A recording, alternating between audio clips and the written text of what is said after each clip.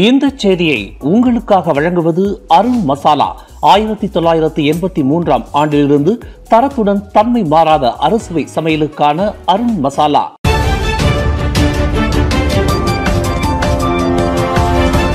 வணக்கம். திசைகளின் ஒரு மணி செய்திகள். காஜாங்கில் ஆவேசமாக பெண் நடத்திய தாக்குதல் சம்பவம், 6 பேர் காயம்.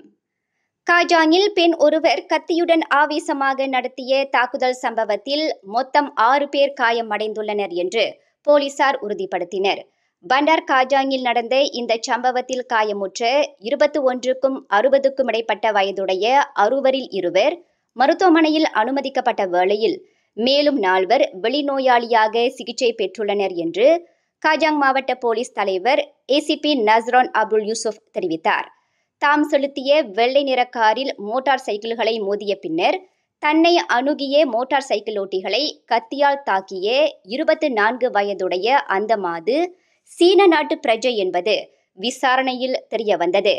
பொதுமக்களின் உதவியுடன் அந்த பெண் வளைத்து பிடிக்கப்பட்ட நிலையில் அந்த பெண் காரின் கதவை திறந்து வெளியே வந்து கத்தியை ஏந்தியவாறு பொதுமக்களை அச்சுறுத்திய காணொளி சமூக வலைத்தளங்களில் வைரலாகியுள்ளது.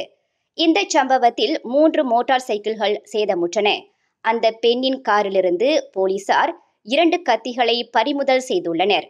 குற்றவியல் சட்டம் 307 பிரிவின் கீழ் அந்த வெளிநாட்டு பெண் தடுத்து வைக்கப்பட்டு விசாரணை செய்யப்பட்டு வருவதாக ஏசிபி நஸ்ரான் மேலும் கூறினார்.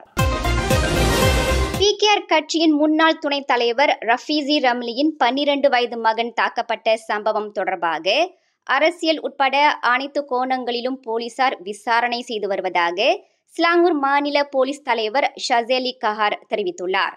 ஆபத்தான ஆயுதத்தை கொண்டு நடத்தப்பட்ட இந்த தாக்குதல் தொடர்பில் குற்றவியல் சட்டம் 252 மற்றும் 324 ஆகிய பிரிவுகளின் கீழ் முழு வீச்சில் விசாரணை நடத்தப்பட்டு வருவதாக அவர் குறிப்பிட்டார்.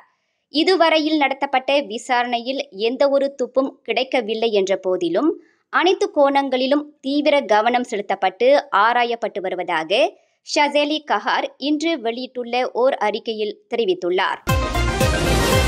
முன்னாள் பொருளாதார அமைச்சரும் பண்டான் எம்பியுமான ரஃபீசி ரம்லியின் 12 வயது மகன் தாக்கப்பட்ட சம்பவத்திற்கு பரிகத்தா நேஷனல் கண்டனம் தெரிவித்துள்ளது. புத்ராஜயாவில் உள்ள ஒரு பேரங்காடியின் கார் நிறுத்துமிடத்தில் நேற்று நிகழ்ந்த இந்த தாக்குதல் சம்பவம் மலேசிய ஜனநாயகத்திற்கு விடுக்கப்பட்டுள்ள ஓர் அச்சுறுத்தலாகும் என்று எதிர்க்கட்சியின் நாடாளுமன்ற கொறடாவான தக்கியுடின் ஹசன் தெரிவித்தார். ரஃபீசி மகன் மீது ஊசி மூலம் நடத்தப்பட்ட இந்த தாக்குதல் அறவே ஏற்றுக்கொள்ள முடியாததாகும். குறிப்பிட்ட விவகாரம் குறித்து கேள்வி எழுப்புவதை உடனடியாக நிறுத்திக் கொள்ளும்படி தமக்கு விடுக்கப்பட்டுள்ள ஓர் எச்சரிக்கையாகும் என்று ரஃபீசி ரம்லி கூறியதையும் பரிகத்தா நேஷனல் கருத்தில் கொள்வதாக தக்கியுடின் ஹசன் குறிப்பிட்டார். இது உண்மையாக இருக்குமானால் நாட்டின் ஜனநாயக அமைப்பு முறைக்கு கடும் அச்சுறுத்தலை ஏற்படுத்தும் குண்டர் அரசியலின் தொல்லைகள் தலை தூக்க தொடங்கியுள்ளன என்பதையே குறிக்கிறது என்று தக்கியுடின் ஹசன் ஓர் அறிக்கையில் தெரிவித்துள்ளார். கார் ஒன்றை மோதி தள்ளிய ட்ரெய்லர் லாரி வேக கட்டுப்பாட்டை இழந்து டோல் சாவடி முகப்பிடத்தை மோதியது.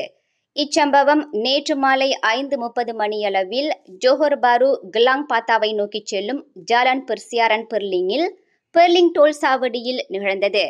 இந்த விபத்து தொடர்பான காணொளி சமூக வலைத்தளங்களில் வைரலாகியுள்ளது. இச்சம்பவத்தை ஜோஹர் பாரு உத்தாரா மாவட்ட போலீஸ் தலைவர் ஏசிபி பல்வீர் சிங் உறுதிப்படுத்தினார். 26 வயது உள்ளூர் ஆடவர் செலுத்திய அந்த ஓல்வோ ரக ட்ரெய்லர் லாரி பெர்லிங்கிலிருந்து கிலாங் பாத்தாவை நோக்கி சென்று கொண்டிருந்த போது இந்த விபத்து நிகழ்ந்ததாக பூர்வாங்க விசாரணையில் தெரிய வந்துள்ளது என்று பல்வீர் சிங் குறிப்பிட்டார். அந்த லாரியின் காற்று அழுத்தம் பிரேக் செயலிழந்து விட்டதாக நம்பப்படுகிறது. இதில் 39 வயது நபர் செலுத்திய கார் சேதமுற்றது. இதில் டோல் சாவடியின் முகப்பிடத்தின் ஒரு பகுதி சேதமுற்றதாக அவர் மேலும் கூறினார். தோட்ட பாட்டாளிகள் வீட்டுடைமை பிரச்சினை தொடர்பாக நேற்று மகஜர் கொடுப்பதற்கு நாடாளுமன்றத்தை நோக்கி செல்லும் சாலையில் குவிந்த பாட்டாளி மக்களுக்கும் போலீசாருக்கும் இடையில் நிகழ்ந்த தள்ளுமுள்ளுவில் மலேசிய சோசியலிச கட்சியான PSMின் துணைத் தலைவர் S. அருட்செல்வம் கீழே தள்ளப்பட்டதாக கூறப்படுகிறது. தரையில் விழுந்து காயம் அடைந்ததாக கூறப்படும் அருட்செல்வத்திற்கு எதிராக போலீசார் விசாரணை நடத்துவதை அந்த கட்சி இன்று கடுமையாக சாடியது. அருட்செல்வம் எந்த ஒரு தவற்றையும் இழைக்காத நிலையில் பாதிக்கப்பட்டவருக்கு எதிராக விசாரணை நடத்தப்படுவதை PSM கண்டிப்பதாக அதன் பொதுச் செயலாளர் சிவரஞ்சனி தெரிவித்தார்.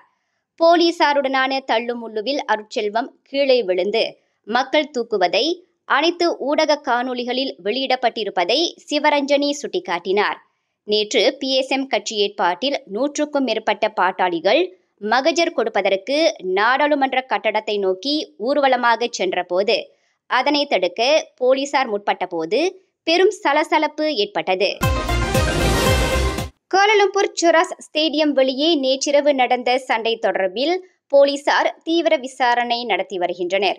அந்த அரங்கத்திற்கு வெளியே நிறுத்தி வைக்கப்பட்டிருந்த நடமாடும் உணவு வண்டியான ஃபுட் ட்ரக் அருகில் நிகழ்ந்த இந்த கைகலப்பு தொடர்பில் நேற்றிரவு 11:15 மணியளவில் அரங்கத்தின் பாதுகாவலரிடமிருந்து போலீசார் தகவல் பெற்றதாக சுராஸ் மாவட்ட போலீஸ் தலைவர் ரிட்வான் காலித் தெரிவித்தார். சம்பவ இடத்தை போலீஸ் குழு சென்றடைந்த போது அந்த இடத்தில் அனைவரும் கலைந்து சென்று விட்டனர். அவ்விடம் அமைதியாக காணப்பட்டது என்று ரிட்வான் காலித் குறிப்பிட்டார். எனினும் இது தொடர்பாக வைரலாகியுள்ள காணொளியை அடிப்படையாக கொண்டு இந்த கைகலப்பு குறித்து ஆராயப்பட்டு வருவதாக அவர் மேலும் கூறினார்.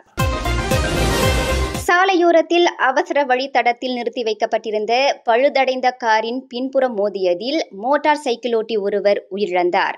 இந்த சம்பவம் நேற்றிரவு 11 மணியளவில் வடக்கு தெற்கு நெடுஞ்சாலையில் தெற்கை நோக்கி 12.3 கிலோமீட்டரில் ஜோஹர் பாரு அருகில் நிகழ்ந்தது.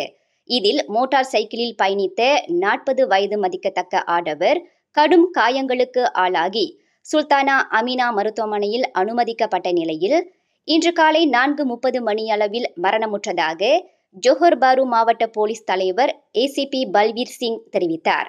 உயிரிழந்த மோட்டார் சைக்கிளோட்டி உலுச்சோவிலிருந்து கம்பாஸை நோக்கி சென்று கொண்டிருந்த போது வேக கட்டுப்பாட்டை இழந்து அந்த காரின் மீது மோதி இருக்கலாம் என்று நம்பப்படுவதாக அவர் குறிப்பிட்டார். இந்த செய்தியை உங்களுக்காக வழங்கியது அருண் மசாலா. 1983ஆம் ஆண்டிலிருந்து தரத்துடன் தன்மை மாறாத அறுசுவை சமையலுக்கு அருண் மசாலா.